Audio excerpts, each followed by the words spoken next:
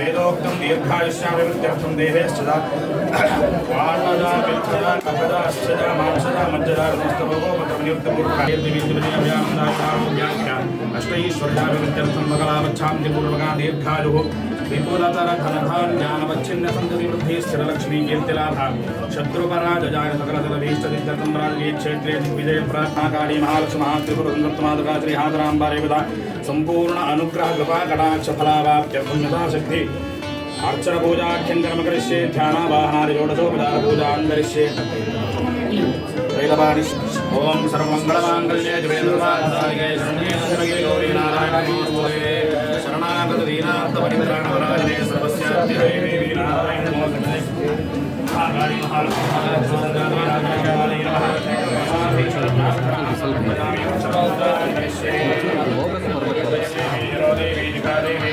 ಸಂಬಂಧಪಟ್ಟಂಗೆ ಇವತ್ತು ಕೆಲವೊಂದು ಮಾರ್ಪಾಡುಗಳಾಗಿದೆ.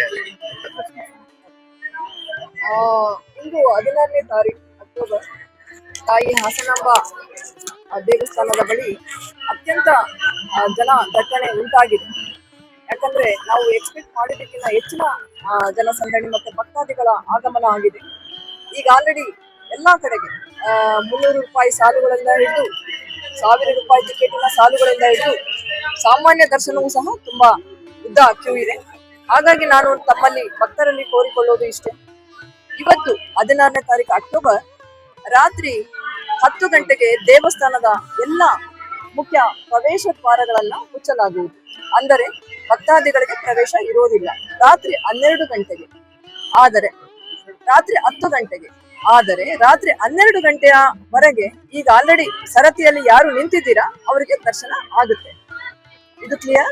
ಈಗ ಆಲ್ರೆಡಿ ಸರತಿಯಲ್ಲಿ ಸಾಲಿನಲ್ಲಿ ನಿಂತಿರುವ ಭಕ್ತಾದಿಗಳಿಗೆ ರಾತ್ರಿ 12 ಗಂಟೆಯವರೆಗೆ ದರ್ಶನ ಆಗುತ್ತೆ.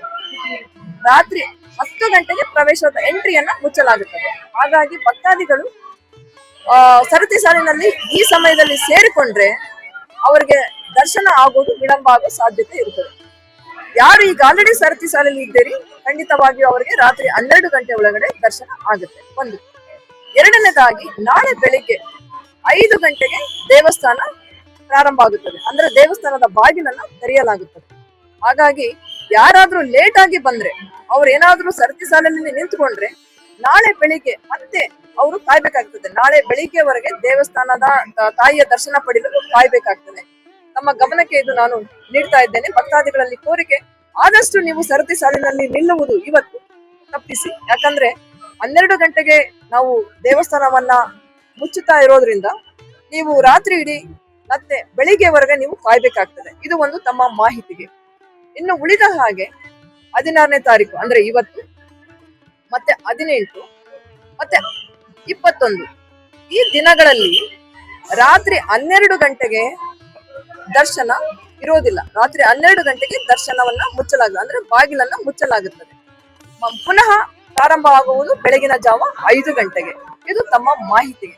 ಉಳಿದಂತೆ 16, 17, 18, 19, 20, 21, 22 ಇಲ್ಲಿಯವರೆಗೆ ಎಲ್ಲಾ ಭಕ್ತಾದಿಗಳವರೆಗೆ ಎಲ್ಲರಿಗೆ ದರ್ಶನ ಲಭ್ಯ ಇರ್ತದೆ. ಇದರಲ್ಲಿ ಗೊಂದಲ ಬೇಡ.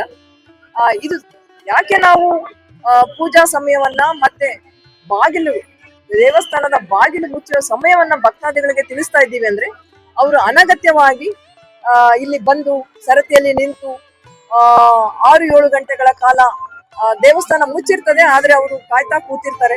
ಆಗ ಆಗೋದು ಬೇಡ ಅನ್ನೋದಕ್ಕಾಗಿ ಭಕ್ತಾದಿಗಳಿಗೆ ಈ ಮಾಹಿತಿ.